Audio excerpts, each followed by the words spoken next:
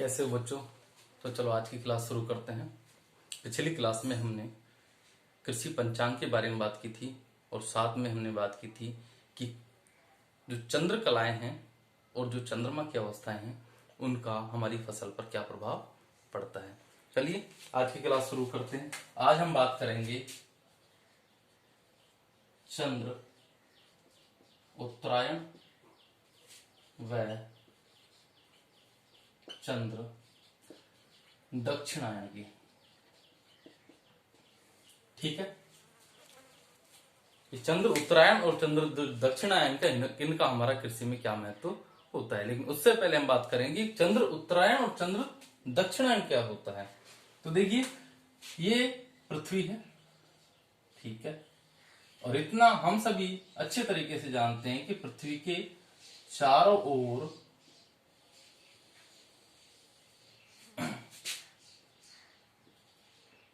चंद्रमा गति करता है। ठीक है, तो पृथ्वी के चारों ओर जो चंद्रमा है जिस पथ में गति करता है ये कहलाता है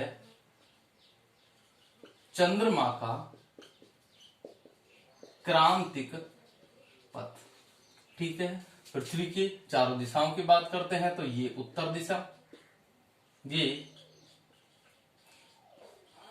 दक्षिण दिशा, ये पूर्व दिशा और ये पश्चिम दिशा।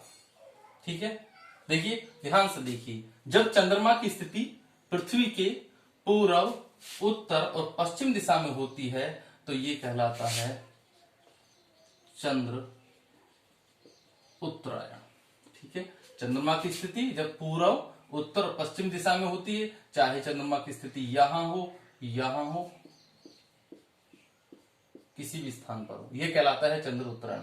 और जब चंद्रमा की स्थिति पृथ्वी के पश्चिम, दक्षिण और पूर्व दिशा में होती है तो यह कहलाता है चंद्र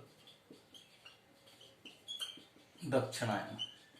ठीक है, तो बच्चों आसानी से समझ में आ गया होगा कि जब चंद्रमा की स्थिति पृथ्वी के पूर्व, उत्तर, पश्चिम दिशा में होती है तो ये तो कहलाता है चंद्र उत्तरायण, और जब चंद्रमा की स्थिति पृथ्वी के पश्चिम, दक्षिण और पूर्व दिशा में होती है तो ये कहलाता है चंद्र दक्षिणायन। अब हम बात करते हैं कि चंद्र उत्तरायण और चंद्र दक्षिणायन का हमारी कृषि के लिए क्या महत्व होता है।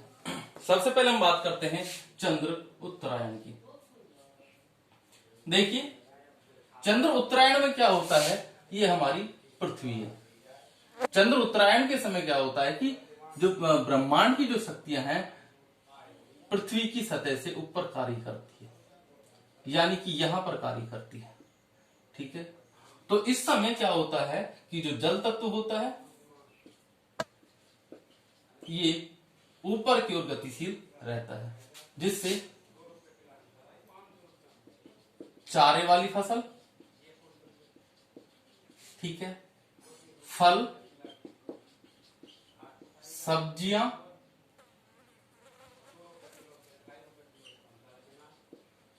आदि में वृद्धि होती है। ठीक है, तो इस समय चारे वाली फसलों को काटना, फलों की तुड़ाई, सब्जियों की तुड़ाई आदि उचित होता है। यदि इस समय हम चारे वाली फसलों को काटते हैं, फसल की तुड़ाई करते हैं, सब्जियों की तुड़ाई करते हैं तो इस समय अच्छा होता है। और दूसरा,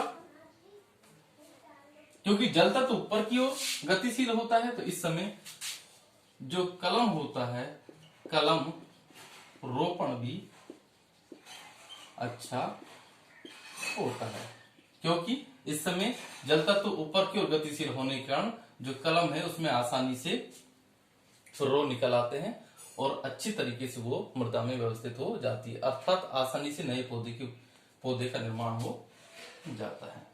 ठीक है, चलिए, तो ये तो हुई चंद्र उत्तरायण के बाद। अब हम बात करते हैं कि चंद्र दक्षिणायन का कृषि के लिए क्या महत्व होता है। तो देखिए चंद्र दक्षिणायन की जब बात करते हैं तो इस समय क्या होता है कि ब्रह्मांड की जो शक्तियां होती है वो पृथ्वी की सतह के अंदर संकेंद्रित रहती है, अर्थात यहां पर क्रियाशील होती है, पृथ्वी की सतह के अंदर क्रियाशील होती है। तो इस समय फसल उत्पादन पर या फसल पर क्या प्रभाव पड़ेगा? सबसे पहली बात तो जो कंद वाली फसलें हैं, कंद वाली फसलें जो भूमिगत फसलें होती है, भूमि के अंदर फसलें होती है, जैसे कि आलू है, ठीक है, अश्वगंधा, सफेद मूसली, ठीक है, आदि की वृद्धि अच्छी होती है, ठीक है, अर्थात कंद वाली फसलों में अधिक विकास होता है। दूसरा, जितनी भी हम खाद बनाते हैं, खादों को भूमि के अंदर गड्ढा खोदकर जब बनाया जाता है, तो चंद्र दक्षिणायन के समय खाद बनाना उचित होता है, ठीक है, खाद को निकालकर खेतों में डालना, ठीक है, आदि क्रियाएं कृषि के लिए उचित मानी जाती है, क्योंकि चंद्र दक्षिणायन के समय वातावरण में नमी की मात्रा कम होती है, तो इस समय पकी फसल की कटाई करना भी उचित माना जाता है, ठीक है। तो ये हुई बात चंद्र उत्तरायण की, चंद्र दक्षिणायन की, कि चंद्र उत्तरायण और जो चंद्र दक्षिणायन होता है, इसका हमारी कृषि के लिए क्या महत्व होता है। अब हम बात करते हैं अपभू और उपभू की। अपभू व उपभू, देखिए क्या होता है अपभू और क्या होता है उपभू। पृथ्वी के चारों चंद्रमा गति करता है, ये वृत्ताकार पथ में गति ना कर अंडाकार पथ में गति करता है, ठीक है। तो चंद्रमा की स्थिति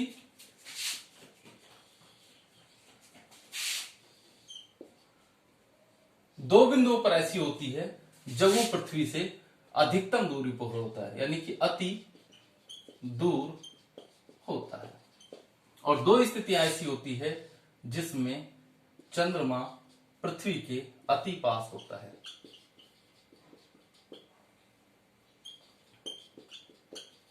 ठीक है। जब चंद्रमा की दूरी पृथ्वी से अति दूर होती है, यानी कि चंद्रमा की जो स्थिति होती है पृथ्वी से अति दूर होती है, तो इसे कहा जाता है अपभू, ठीक है। और इन दोनों स्थितियों में जब चंद्रमा की स्थिति पृथ्वी के अति पास होती है, तो ये कहलाता है उपभू, ठीक है।